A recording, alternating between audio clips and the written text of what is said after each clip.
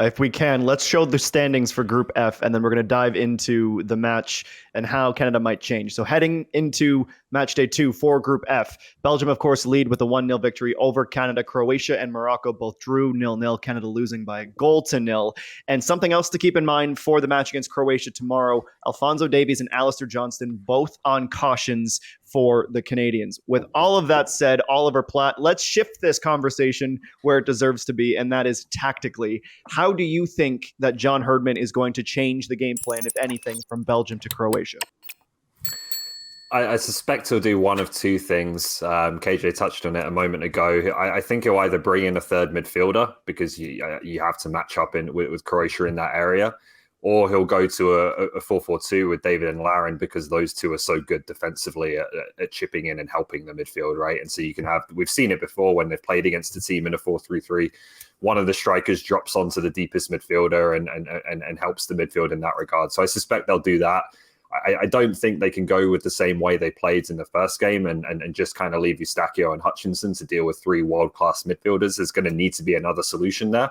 I'm just not sure whether it's someone like Osorio coming into the midfields or going with 2 strikers and having one of them drop onto Brozovic out of possession. But that would be the key, I think, for Canada is trying to congest that area and then exploit what I think is an advantage, to be honest, in the wide areas when you look at the quality the Canadians have. Gareth? I'll leave most of this to KJ and Jordan to say, but John Herdman has made public comments about how he and his coaching staff felt like they were going to jump out of a window while they were watching the Croatian midfield operate in terms of their scouting. That tells me everything I need to know in terms of where the focus will be. So defensively, no time, no space. I think that Morocco did a nice job at doing that. Amrabat in the midfield was excellent. Can you apply that pressure? You know, Hutchinson's clearly a 60-minute player now. He's not going to be able to go 90. We'll see who Herdman might add to that area of the field. Like, there's no obvious option there. And in terms of attack, KJ said just down the flanks, the pace down the flanks is an area where Canada is at their best. And that's an area where I think they can expose this Croatian team. If you can sucker them in, I think they need to be a little bit more picky in terms of when they go and press. But when they get it right, they can get out and run. This needs to be a controlled game. And if you can, in those moments where it gets a little bit wide open or frenetic, then that's where I think Canada can really be at their best and cause a threat. Kristian, to you, and if you would, sorry, go ahead. Sorry, go ahead, Jordan. Sorry, quickly. I was just going to add to what Wheels said. I said in those moments too, Wheels, when the tempo drops from Croatia's building and they're connecting passes, that's just the moment not to concede for Canada. Right, when they're connecting, and you can't stop a Luka Modric getting on the ball, or Rakitic getting on the ball. When that happens, it's what we talked about last time. It's like Victoria, back line, make sure you're ready to track runners, ready to keep the line high. That's not the time to concede. We know, Canada knows we're dangerous going forward. We're dangerous when we break. That is the time to create something. But conversely, when they have the ball, that is the time to be aware and switch on. No more Rakitic. Rakitic is gone from the team. Rakitic, holy smokes, bro. Sorry, KJ, Jordan sort of read my mind into where I wanted to go with this. So obviously a chance for you to speak to the game plan, but also what's your one big reason why you think Canada can take points off of Croatia tomorrow?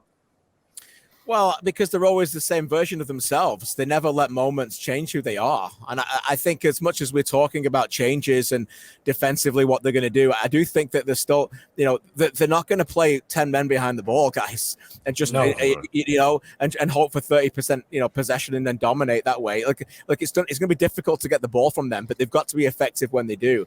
So it'd be interesting to see how many changes they make. I do think Jonathan David's defensive capabilities can allow them to really maybe not play an extra midfielder. Maybe he drops in a little bit more, and then you play 2 attacking fast players, whether that be a Buchanan and Davies beyond. Maybe Sam Adekubi comes in, or maybe you play Larea on the left-hand side. And then the other thing, the other change I would think that could potentially happen here is I think Sam Piette could play instead of Atiba Hutchinson.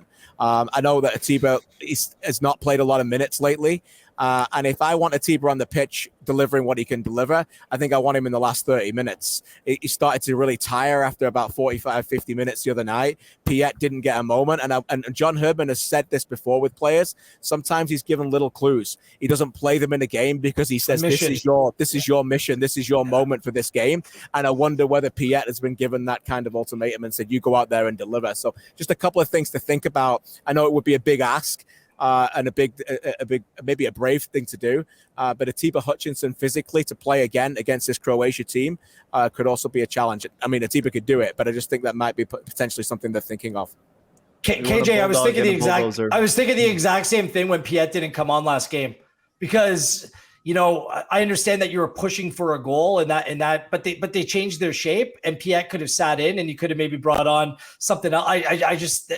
That kind of struck a chord with me, because you're right. He says this player is this mission, and this will be planned out weeks in advance, right? So it's not a surprise. I think it's a good shout. Yeah, you want a bulldog or a bulldozer in midfield against a team like Croatia. Sami Piet definitely is that profile. Oliver Platt, you're one big reason why you think Canada can take some points off the Croatians. Because they have players to hurt them. It's the same thing, I think, against Belgium. They're different teams and different profiles of teams, but you look at the matchups in the wide areas in particular again, and you believe that players like Alphonso Davies and Tejan Buchanan can cause Croatia problems. I don't think there's any question about that. So once again, it's going to be that balance of risk reward and managing all of the threats that Croatia have to offer. But I do think that Canada, when you look at players who can really hurt you in the wide areas, one-on-one, running at people, I think there's more of those on the Canadian team, to be honest, than there is on the Croatian team, who looks a bit blunt in the final third in that first match. So it's that kind of firepower that gives you hope, I think, that Canada can get something. All right, Jordan, take us home. Motivate the country. One big reason. I think football is about matchups. I think strictly what we're seeing in this tournament more than ever is that the game is won or lost in and around the box.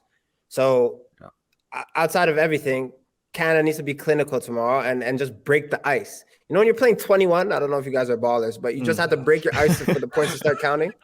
This is what Canada needs to do. You get that first goal, you just get that monkey off your back, you can breathe. But we are just so dangerous on the counter and have so many youthful players that want to express themselves. A player to score tomorrow, it just says, we can do this at this world stage. And I promise you, Croatia will be shaking in their boots. Can't wait for the celebration. That shooting stroke from Jordan was something else. And to be fair, the Canadians have been playing basketball in training, staying loose. So maybe hit the backboard and came in.